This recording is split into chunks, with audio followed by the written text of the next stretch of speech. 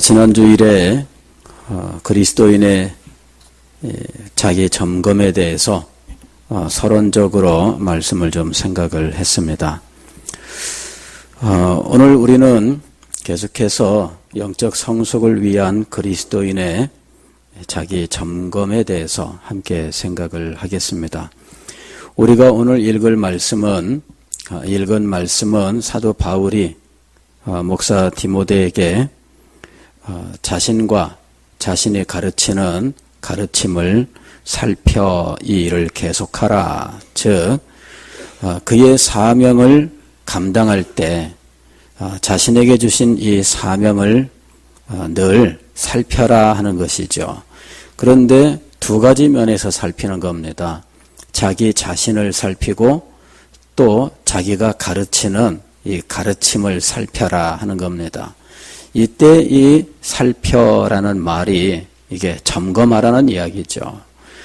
이것을 누가 해줘야 되느냐? 우리들 다 경험해본 바지만은 누가 나의 잘못을 지적하면 기쁘지 않습니다. 그죠? 예. 그 얘기 들으면은 굉장히 기분이 나쁘고 화도 나고 그런 말을 한 사람에 대해서 미운 마음도 들고 참 그렇습니다. 그래서 이런 부정적인 일이 없는 안전한 점검은 무엇이냐 하면 자기 점검이에요. 자기 점검. 늘 자기를 자기 스스로 점검하는 자리에 있어야 되는 거죠. 물론 이제 자기 점검을 할 때 우리는 자기 함정에 빠질 가능성도 있다 하는 것을 인정을 해야 돼요. 그래서 자기 자신에 대하여 평가할 때는 후하게 평가하는 이런 문제가 있습니다. 그러나 자기 점검을 해야 되고 또 자기 점검에 필요한 이 원칙이 있습니다. 그 원칙을 잘 따른다면 자기 함정에 빠지지 않고 올바르게 점검할 수 있고 그리고 향상되고 성장할 수 있다 하는 거예요. 자기 점검이라고 하는 것은 세상 사람들도 실천하여 인생의 성공이 되는 한 방법이 되기도 했습니다. 18세기에 미국 식민지에서 아주 저명한 인사 중에 한 사람을 든다면 벤자민 프랭클린이라고 하는 사람이에요. 이 벤자민 프랭클린은 이 인쇄소 그리고 이제 신문 발행인으로서 그의 인생을 시작하는데 얼마 후에는 이제 이 과학자의 길도 걷고 정치인도 되는 아주 다양한 이력을 가진 사람인데 이 사람이 영국에서도 이 왕실협회 과학자로서 등록되고 프랑스에서도 과학자로 등록이 되어서 이 과학자들과의 교제가 있었던 인물인데 이 사람이 미국이 나중에 이 영국으로부터 독립할 때 그때 또한 활동을 합니다. 그때 이미 뭐 거의 70이 다 된 인물이지만 그러나 원래 그 85세까지 살았으니까 그 당시로서는 아주 드물게 장수한 인물로서 왕성한 활동을 했던 인물이에요. 그런데 이제 이분이 쓴 자서전이 있습니다. 그 자서전의 제목이 후회 없는 생애. 65세에 이 책을 썼는데 이 책은 베스트셀러가 되었고요. 그 다음에 청소년들에게 읽히는 아주 유명한 이 책입니다. 저도 이제 청소년 시절에 이 후회 없는 생애 이 책을 읽었어요. 그 당시에 삼성 출판사인가 삼성 뭐 하여튼 그 문고본 내는 그 손바닥만한 문고본 책자 이제 이게 쭉 고전 읽기에서 나왔었는데 이게 이제 청소년 필독서 해가지고 추천이 됐어요. 그래서 그 당시에 제가 이 후회 없는 생애라고 하는 책을 읽었는데 뭐 내용은 정확하게 다 기억나지는 않습니다. 다만 이제 띄엄띄엄 기억나는 것 중에는 이 사람이 자기의 어떤 자기를 성공시키기 위해서 도덕적인 완성에 이르는 것을 목표로 해서 노력하는 장면이 나와요. 도덕적인 완성, 이 참 굉장히 꿈 같은 계획을 세웠는데 이 사람이 이 도덕적인 완성을 위해서 계획을 세워요. 그러면서 나름대로 실천의 방법을 만들어서 실천을 하고 자기가 평가할 때에는 정말 성공적이었다 이렇게 평가를 내립니다. 그가 추구했었던 도덕적 완성의 내용은 무엇이냐? 그 당시에 사람들에게 인정받는 덕목 13가지를 정리를 했어요. 그리고 이 13가지의 간략한 실천 내용들을 적은 거죠. 13가지는 무엇이었냐면 첫째, 절제. 우둔할 정도로 먹지 말고 취하도록 마시지 말라. 이제 이런 아주 간단한 내용들, 실천할 수 있는 내용들 쓴 거예요. 우둔하도록 먹지 말고. 이거 정말 중요합니다. 예. 우리들 친구들하고 그냥 막 죽을 정도로 먹기 시합하고 막 그런 적이 있는데, 야, 이 대하면은 정말 바보 같은 짓이에요. 예. 그 다음에 두 번째로는 정숙. 타인이나 자기에게 유익하지 않은 말은 하지 말라. 또 필요 없는 말은 삼가라. 이렇게 정숙, 언어 생활을 이 정숙의 실천사항으로 두었어요. 세 번째로는 질서. 모든 물건을 제자리에 있게 하라. 또 모든 일은 때를 잃지 말고 하라. 그죠? 물건을 제자리에 두는 것과 그 다음에 어떤 일을 행할 때 때를 잃지 말고 하라. 이거죠. 네 번째는 결심. 해야 할 일을 다 하도록 결심하고 결심한 일은 반드시 실행하라. 그렇죠? 다섯 번째는 절약. 타인이나 자신에게 착한 일이 되는 경우를 제외하고는 돈을 쓰지 말라. 그렇죠? 그러니까 다른 사람에게나 자기에게 유익한 일에만 돈을 써라 그 얘기예요. 근면, 시간을 헛되이 쓰지 말라. 항상 유익한 일을 하고 있어라. 불필요한 일을 끊어버리라. 일곱 번째 덕목은 정직입니다. 속임수로 해치지 말라. 깨끗하고 공정하게 사고하라. 말할 때도 그렇게 하라. 여덟 번째는 공정. 해로운 일 또 네가 응당 베풀어야 할 은혜를 베풀지 않음으로써 과오를 저지르지 말라. 그러니까 마땅히 해야 되는 일인데 안 해. 그건 잘못된 거잖아요. 그래서 해로운 일이나 또 반드시 해야 되는 일을 안 하는 이런 어리석은 자가 되지 말자.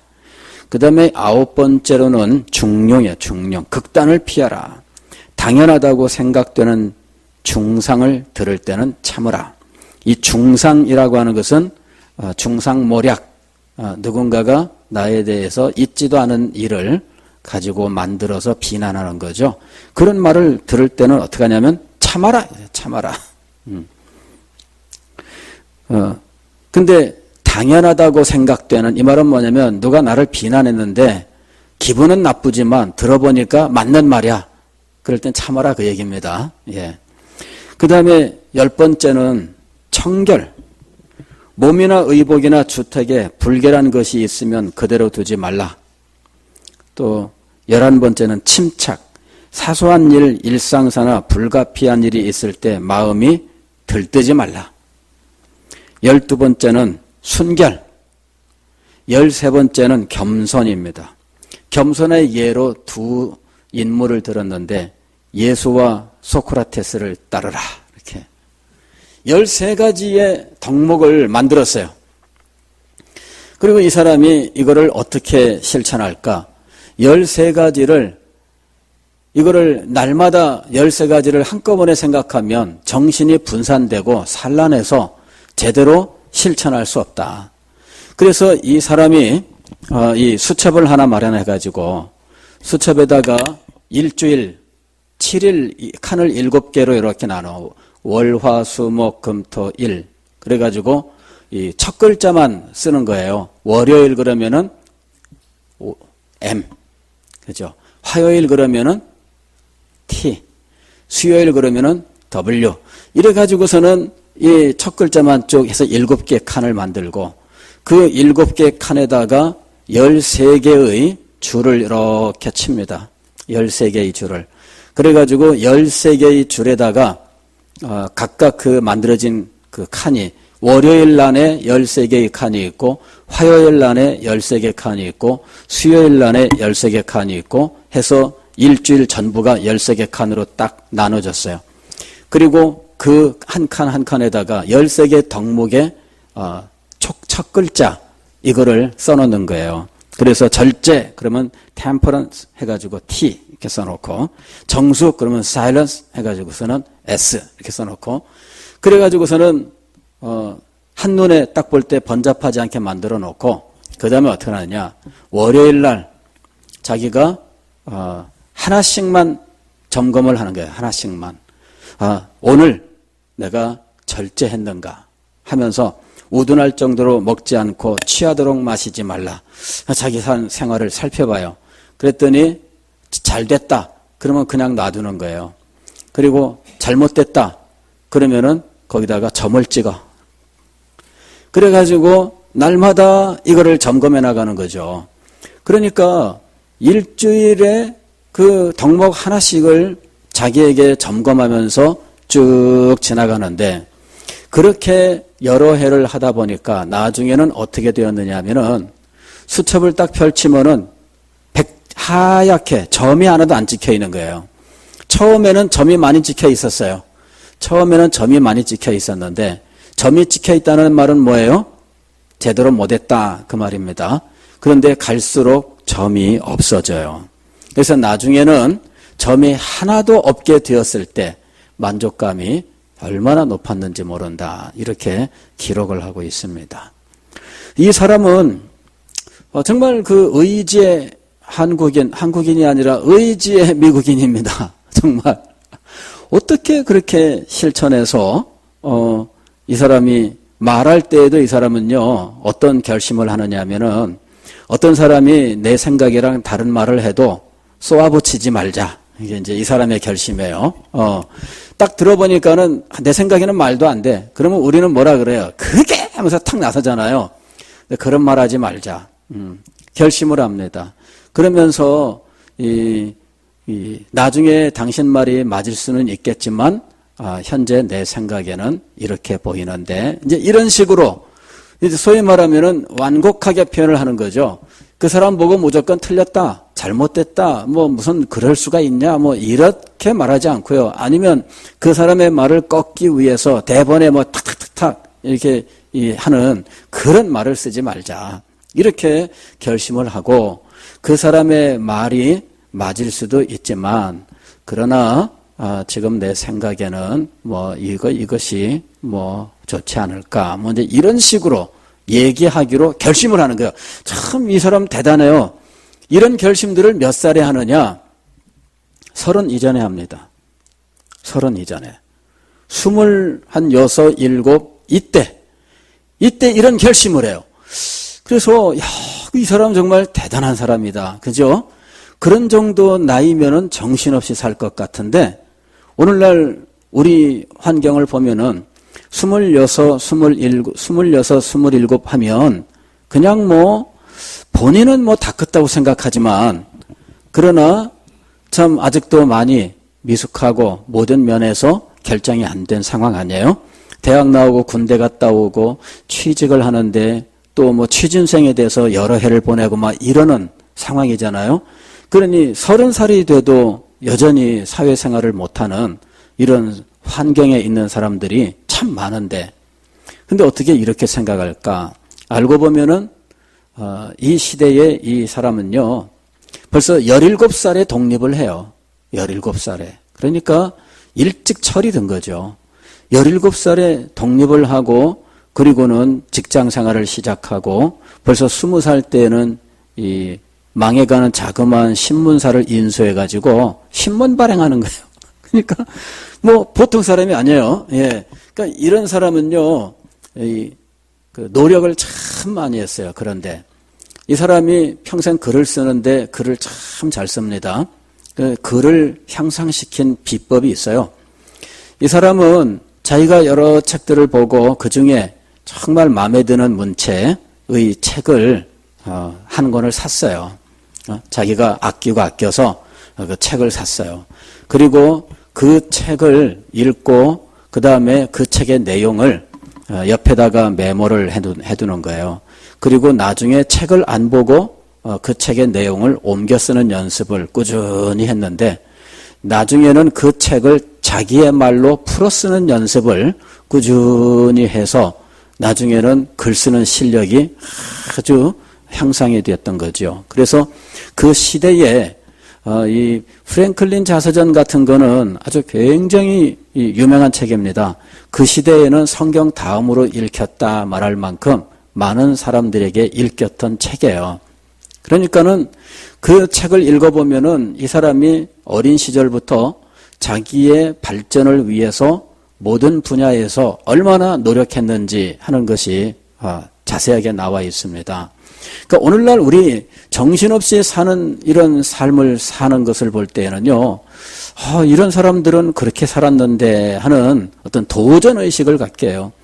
지금도 저도 막 도전을 받습니다. 보면은, 이 사람은 그 나이에 그런 일을 하고 자기의 발전을 위해서 애를 썼는데 지금 내가 정신없이 그냥 살면 안 된다. 내가 이미 무슨 이룬 것이 있다고 거기에 안주하면서 살아갈 수 있느냐 이거죠. 노력을 해야 된다. 이런 도전을 받아요. 그런데 그 시대의 연배가 같습니다. 벤저민 프랭클린은 1706년생이고 조나단 에드워즈는 1703년생입니다. 그러니까 조나단 에드워즈가 이제 3살 연상이 되는데 그래도 같은 시대의 사람이죠. 그리고 비슷한 지역에서 삽니다. 이 프랭클린의 경우에는 이 보스턴, 미국 북동부의 보스턴 출신인데 활동은 이 필라델피아라고 남부에서 해요. 그러는데 이 조나단 에드워즈는 그 보스턴 가까운 곳에서 그 당시에는 보스턴이 도시라 그러면은 이 노스햄튼 지역은 진영 정도나 될까? 예, 좀 떨어진 곳입니다. 그러나 어쨌든 이 가까운 곳에서 비슷한 연배의 인물이 각각 활동을 했는데 이 조나단 에드워즈는 목사의 집안에서 또 목사로서 훈련을 받습니다. 그리고 예일 대학을 나오고 예일 대학원에서 신학을 공부했는데 이 대학원 시절에 회심을 해요. 그리고 회심한 이후에 이 사람이 얼마나 하나님의 뜻을 따라 살기를 위해서 힘썼는지 오늘날 그 때에 일기가 남아있는데 그 일기 속에 보면은 그가 얼마나 치열하게 참 그 은혜 가운데에서 또 성결하게 살려고 애를 썼는지 하는 모습들이 등장을 합니다. 그런데 그 일기 속에서 우리는 무엇을 발견하느냐 하면 하나님의 뜻을 따라 살기 위해서 결심하는 내용들이 등장을 해요.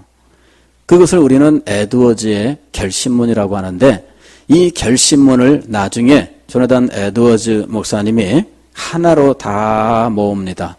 일기를 쓰다가 이렇게 결심한 내용들 그런 것들을 나중에 한꺼번에 다 모아요. 그리고는 그것을 다 모아놓으니까 70개. 그 70개의 결심문 해서 이 결심문을 실천하기로 작정을 하는 거죠. 그러니까 이 조나단 에드워즈는 아까 이 프랭클린하고는 달라요. 프랭클린은 하나님이나 그 천지창조 이런 신앙적인 어떤 기본적인 내용들에 대해서는 자기가 인정하지만 그러나 주일 출석이라든지 꼭 그 말씀대로 살아야 된다든지 이런 것들에 대해서는 그런 의식이 없었어요. 나는 꼭 그렇게 살아야 된다고 생각은 안 한다. 다만 내가 기본적으로 이러이러한 그 신앙사항에는 동의한다. 그러다가 나중에는 자기 나름대로의 기도문을 만들고 그리고 내가 인격을 완성시키면 되지. 이제 이게 결론이에요. 그래서 이 사람의 신앙은 사실은 볼 게 없습니다. 그 사람이 도덕적 완성에 이르기 위해서 선택한 여러 덕목들을 봐도 실상은 하나님께 대한 덕목은 하나도 존재하지 않습니다. 근데 그 시대의 조나단 에드워즈, 하나님의 특별한 은혜의 역사를 경험합니다. 프랭클린의 경우에는 이런 경험이 없어요. 하나님을 만난 경험이 없어요. 그러나 조나단 에드워즈는 하나님을 만난 경험이 있습니다. 전혀 다른 인생을 살게 되고 전혀 다른 어떤 결과물을 남기게 돼요. 한 사람의 벤자민 프랭클린, 그 하나님을 만난 적이 없는 사람의 자서전 속에서는 자기의 결심을 통해서 무엇을 성취했는가가 강조가 돼요. 그리고 여러분들이 성공하는 지혜로운 삶을 위해서는 이렇게 살아야 된다. 이런 내용으로 되어 있는 거죠. 후대 사람이 제목을 정할 때에도 후회 없는 생애 이렇게 정할 정도로 그 자서전은 인간적인 도전으로 충만해 있다는 거예요. 그러나 조나단 에드워즈는 하나님의 은혜를 입습니다. 18세에 그가 회심을 하게 돼요. 그리고 회심한 이후에 하나님의 뜻을 따라 살기로 작정을 하는데 그의 그 작정들이 결심문에 그대로 나타나 있습니다. 전부를 다 보여드릴 수는 없고요. 일부만 여러분들에게 좀 보여드린다면은 PPT 한번 띄워보세요.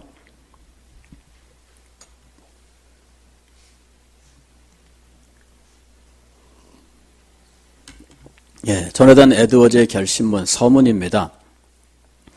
하나님의 도움이 없이는 아무것도 할 수 없음을 알기 때문에 이 결심이 하나님의 뜻에 일치하는 한 그리스도를 위해 하나님의 은혜로 이것을 지킬 수 있도록 내게 능력 주시기를 겸손하게 하나님께 간청합니다. 이게 하나님을 만난 사람의 자세예요.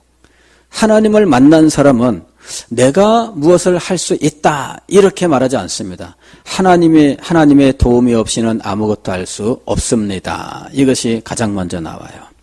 하나님의 도움이 없이는 아무것도 할 수 없음을 알기 때문에 이 결심문이 하나님의 뜻에 일치하는 한 내가 결심했다 해도 하나님의 뜻에 일치하지 않으면 하나님 도와주지 마십시오 이 말입니다.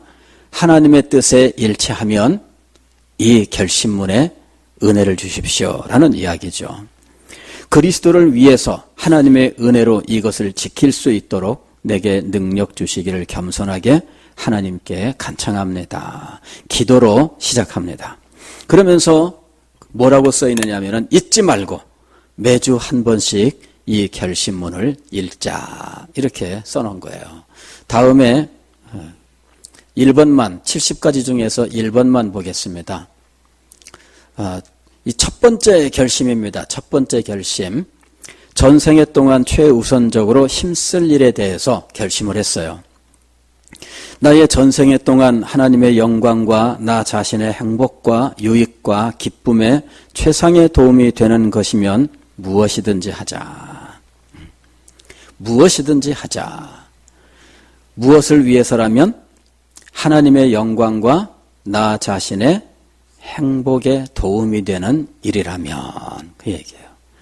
그러니까 하나님의 영광이 항상 제일 먼저 왔어요. 하나님의 영광과 나 자신의 행복과 기쁨과 유익에 도움이 되는 일이라면 무엇이든지 하는데 이 젊은 시절에 벌써 한 19살 요 무렵에 이것이 에드워즈의 결심인데 전 생애 동안이라고 하는 이런 결심을 하는 거예요. 19살 정도의 에드워즈는 지금 전 생애 동안에 하나님의 영광을 위해서 자신의 행복과 기쁨과 유익을 위해서 도움이 되는 일들을 하기로 결심을 하는 거예요. 지금 당장이든지 아니면 지금부터 수많은 세월이 지나가든지 시간은 전혀 고려하지 말자. 얼마 정도의 시간이 걸리든지 그게 정말 하나님의 영광을 위해서나 자신의 유익을 위해서 도움이 된다면 하겠다는 이야기죠. 내가 해야 할 의무와 인류 전체의 행복과 유익에 최상의 도움이 되는 것이면 무엇이든지 하자. 내가 부딪히게 될 어려움이 무엇이든지 간에 또한 그 어려움이 아무리 많고 아무리 크다 할지라도 그렇게 하자. 이것이 19살 조나단 에드워즈의 결심이에요. 이 결심을 가지고 평생 동안 살아간 거죠. 21살 무렵에 이 조나단 에드워즈 목사님이 70개의 결심을 완성합니다. 그리고 이 70개의 결심문을 한데 모아서 이 결심문을 매주일 한 번씩 읽기로 했는데 이 결심문을 한 번씩 읽으면서 그는 늘 자기 자신을 돌아보았던 거예요. 이제 PPT는 지나가고요. 두 번째, 그 결심문 두 번째는 이렇게 되어 있어요. 위에서 언급한 사항을 잘 지키기 위해 도움을 주는 어떤 새로운 수단이나 방법을 찾기 위해 계속적으로 노력하자. 이 결심문을 실천하는 데 도움이 되는 방법을 늘 찾자, 그 얘기죠. 세 번째 결심은 이렇습니다. 혹시라도 내가 넘어져 점점 무감각해져서 이 결심문 중 어떤 내용을 지키지 못하게 된다면 다시 제정신이 돌아왔을 때 내가 기억할 수 있는 모든 것들을 회개하자. 네 번째는 이래요. 하나님의 영광에 도움이 되는 것이 아니면 영혼에 관계되는 것이든지 육체에 관계되는 것이든지 또는 적든지 많든지 간에 어떤 것이라도 절대로 하지 말자. 내가 만일 그런 일을 피할 수 있다면 피하자. 그러니까 이것이 19살 조나단 에드워즈의 결심이에요. 그리고 이 결심을 붙들고 치열하게 삶을 살아요. 그러면서 이 결심에 비추어 자기 자신을 볼 때마다 늘 나는 미치지 못한다.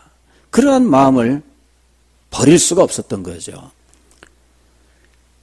1723년 만으로 20살 되는 그 해의 일기들을 보면은 내가 지난 3년 동안에 내가 제대로 살지 못했다. 이런 말도 나와요. 그러면 우리가 이 사람이 어떻게 살아왔는지를 알지 못하고 읽으면 아무렇게나 살았던 것으로 생각하기 쉽지만 실상은 그렇지 않습니다. 실상은 그렇지 않아요. 실상은 정말 열심히 살았고 열심히 살았기 때문에 그런 평가를 내리는 겁니다. 그때 이 젊은이가 나는 결심한 대로 다 했다. 이렇게 결론을 내렸다면 그의 인생은 끝나는 거죠.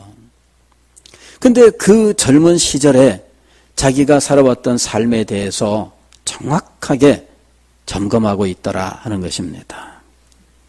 오늘 우리는 이 조나단 에드워즈에게 배워야 돼요.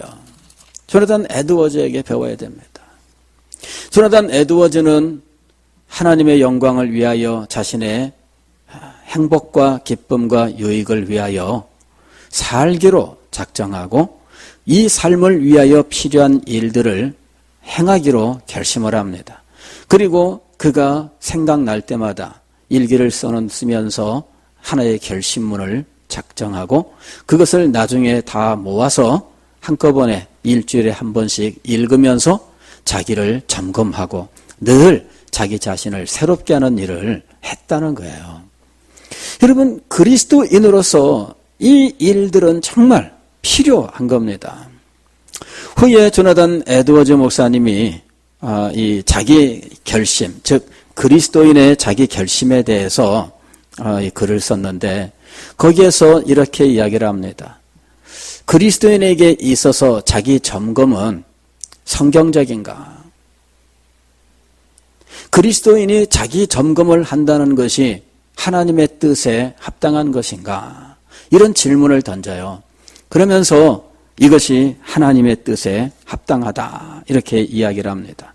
왜냐하면은 성경 말씀을 보면은 성경에 우리 자신들의 생활에 경계하는 이런 말씀들이 등장한다는 거죠. 뭐뭐를 하지 마라, 무엇에 대비하라 이런 말씀들을 볼 때 이런 말씀들에 근거해서 자기 자신을 돌아보는 것은 성경적으로 합당하다 이거죠.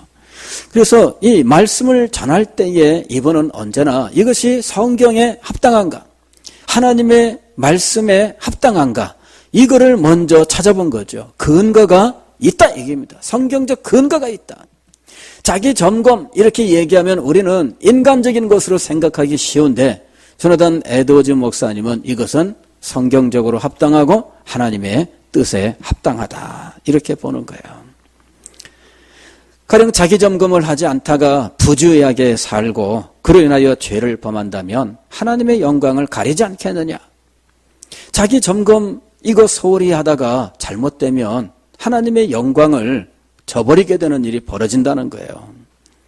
이런 자기 점검을 통해서 자기가 영적으로 성장한다면 영적인 유익을 얻을 것이고 행복을 얻을 것이다. 그리고 보다 근본적으로 인간은 그 성향이 악에 기울어져 있어요. 그래서 자기를 늘 점검하지 않으면 자기 이 악한 이 기울어져 있는 자기의 이 그 마음의 성향 때문에 늘 게으르거나 무지하거나 악한 쪽으로 갈 수밖에 없다는 거죠. 그래서 그리스도인에게 있어서 자기 점검은 반드시 필요하다는 거예요. 문제는 자기 점검을 할 때 우리가 속을 수 있다 얘기합니다. 속을 수 있다. 자기 점검할 때 우리는 왜 이 팔이 안으로 굽는다 그러잖아요. 근데 이 안으로 굽는다는 말을 조나단 에드워즈 목사님은 좀 더 자세하게 풀어 설명합니다. 우리가 자기 자신에 대하여 속을 수 있습니다.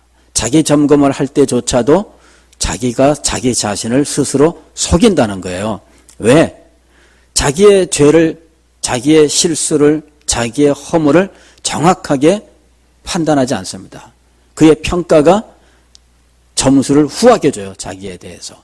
이걸 속임수로 보는 거예요. 속임수로.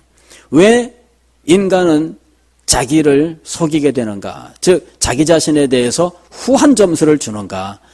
정확하게 따지면 30점짜리인데 90점을 주는다 이거죠. 왜 그러냐 이거죠. 다른 사람들은 나를 40점밖에 안 주는데 나는 100점을 주고 있다는 이야기예요. 왜 그러냐 이게요. 죄 때문이다. 죄 때문이다. 인간에게 있는 죄, 이것은 자기 자신에 대해서 솔직하게 행하지 않습니다. 그래서 이런 문제들이 일어나는 거예요. 두 번째 요인은 사탄 때문이다. 사탄이 늘 우리를 속여서 우리로 하여금 자기 자신에 대하여 후한 평가를 내리게 하고 그래서 나는 정말 문제가 없다고 생각하게 하는 거죠. 정말 문제가 없다고 생각하는 사람은 그게 진짜 문제입니다. 예, 정말 문제입니다. 이 세상에 문제 없는 사람이 어디 있겠어요? 그런데 자기 자신에 대해서 문제가 없다고 생각한다면 이것 자체가 정말 큰 문제예요. 또 왜 우리가 속는가? 이 사회에, 즉 인간 세상에 어떤 관습이 오랜 세월 동안 형성된 이 나쁜 관습이 있습니다. 그 나쁜 관습에 물들면 옳은 말을 해도 야 이제까지 우리가 그렇게 살아왔는데 뭐가 그렇게 이렇게 얘기하면 끝나는 거예요. 이렇게 하는 것이 합리적으로 맞지 않느냐 그러는데 이제까지 다 그렇게 해왔잖아 이렇게 말하는 거예요. 그러면 이 관습 때문에 내가 정당화되는 거거든요. 우리가 왜 요새 와서들 많이 지적하는 것이지만요. 예전에 당연히 그렇게 알고 해왔던 것들이 지금 와서는 문제로 지적되는 이런 거잖아요. 가령 예전에 대통령이 재벌 회장들 모아서 좋은 사업에 한번 우리가 힘을 모읍시다. 얘기해서 돈을 모았어요.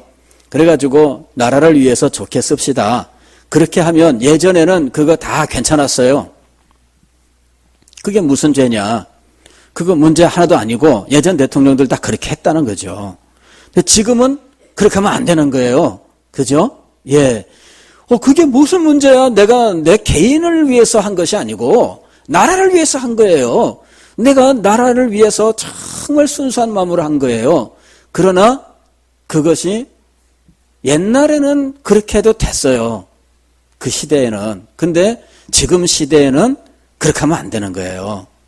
그러니까 바로 이거 오랜 세월 동안에 형성된 이 관습이라고 하는 것은 때로는 옳을 수도 있지만 잘못될 수도 있는 거예요. 그러니까 내가 잘못된 관습에 빠져 있으면 내가 평가할 때, 내가 나를 평가할 때는 나는 문제 없어 이렇게 평가하는 거예요. 항상 속을 수 있다. 속을 수 있다. 자기 점검을 할 때 우리들이 조심해야 되는 것은 속임수예요. 우리의 마음이 자기를 속이는데 이 내 마음이 의도적으로 속일 수도 있지만 때로는 의도적이 아니면서도 우리가 속일 수 있다는 거예요. 그 다음에 네 번째로 우리가 속는 이유는 다른 사람들이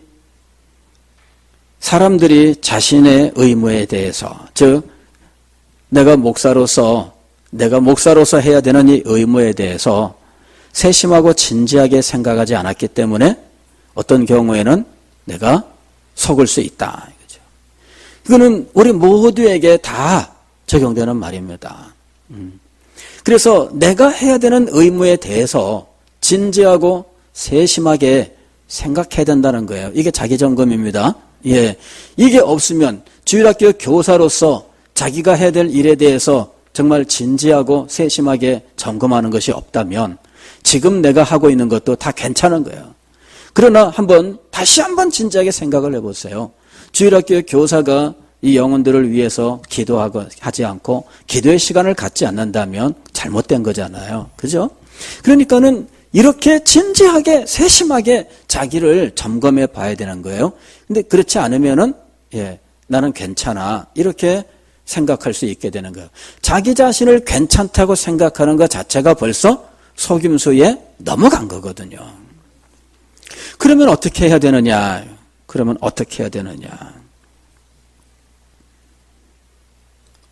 하나님의 말씀으로 주신 규칙을 부지런히 연구하고 익히고 순종하라는 거예요. 그러니까 판단의 기준을 어디에 두라는 이야기입니까? 하나님의 말씀에 두라 얘기해요. 하나님의 말씀에 두라. 자기 자신에게 두고 괜찮은데 이렇게 하면 안 되는 거예요. 하나님의 말씀을 연구하고 그리고 그 규칙들을 나름대로 발견하고 그 규칙들에 내가 순종하는지를 살펴봐야 된다는 이야기예요. 6가지로 도움이 되는 방법을 제안하고 있어요. 첫째, 하나님의 말씀을 읽거나 들으면서 반성하라. 둘째, 신앙이 탁월한 사람들과 경건한 사람들이 지적하는 삶의 방식을 점검하라. 즉, 주변에 신앙이 탁월한 사람이 있으면 교제를 하고, 그 교제하는 동안에, 그 사람이 아마 직접적으로 지적은 하지 않을 겁니다. 그러나, 교제하다 보면은, 나는 정말 너무 부족하네. 이런 판단이 드는 것들이 있어요. 아니면, 이분들이 쓴 책을 읽으면서, 책에서는 좀 더 직접적으로 지적을 할 수 있습니다. 그래서, 이런 것들을 가지고 자기 자신을 점검해보라 이 얘기죠. 또 지금 살고 있는 삶의 방식이 임종시에도 즐거운 마음으로 되돌아볼 수 있는지 살펴보라. 지금 여러분이 살고 있는 삶의 모습을 죽는 순간에 그래도 참 좋았어 이렇게 말할 수 있는 그런 일인지를 한번 생각해봐라 이거죠.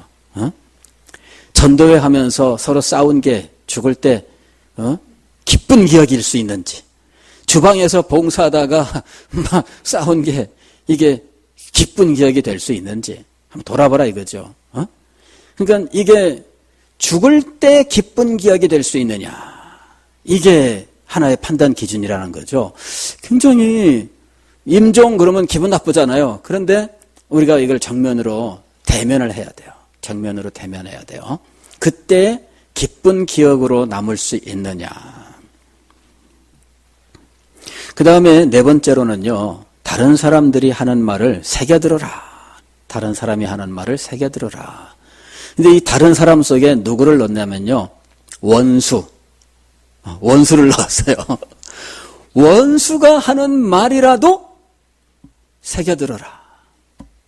늘 악의적으로 나를 비방하는 사람이 있을 때 그 사람의 말이라도 새겨들어라. 이렇게 얘기하는 거예요. 그래서 제가 이걸 읽다가 야, 이거는 정말 실천하기는 어렵지만, 그죠? 예, 실천하기는 어렵지만 에드워즈의 그 전제에 의하면은 그렇게 해야 돼요. 에드워즈는 뭐라 그랬어요? 도움이 되는 일이라면 뭐라고요? 무슨 일이든 하자. 그죠? 무슨 일이든 하자. 그리고 그 말이 당연히 그럴 거라고 들어보니 그렇다 싶은 말은 기분 나빠도 어떻게 하라? 참아라. 그죠? 여러분, 다른 사람의 말을 새겨 듣는데 악의적으로 비판하는 사람들의 말도 새겨 듣고 심지어는 원수들의 말까지라도 새겨 들어라. 다섯 번째는 다른 사람의 잘못을 보고 나도 저런 잘못을 하지 않는지 살펴보라 하는 거죠. 우리는 다른 사람 잘못하는 거 보면 야야 뭐 쌤통이다 그러는데 그게 아니라 그때 누구를 보란 얘기예요? 자기 자신을 봐라. 마지막 여섯 번째로는요, 늘 기도하며 하나님의 도움을 구하라 그랬어요. 늘 기도하며 하나님의 도움을 구하라. 여러분, 그리스도인이 자기 점검을 하는 것은 정말 성경적으로 합당하고 자신의 영혼과 삶에 얼마나 큰 유익이 되는지 몰라요. 2016년을 우리가 이제 마감합니다.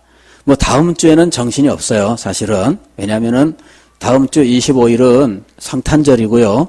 그리고 오후 예배는 뭐 주교 수료 예배고 발표회가 있어요.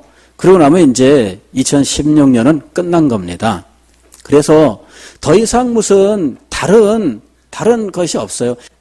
일단 우리들이 2016년을 마감하면서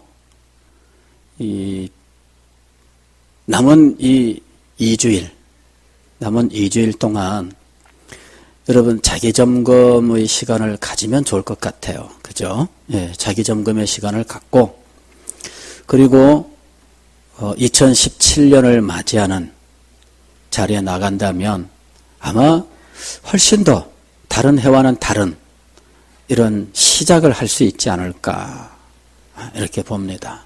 그래서 여러분 영적 성숙을 위해서 그리고 이 영적 성숙은 하나님의 영광을 위하여 그리고 우리의 행복과 기쁨과 유익을 위하여 정말 필요한 거예요. 그래서 이런 은혜의 자리에 나가시는 여러분이 되시기를 주의 이름으로 축원합니다.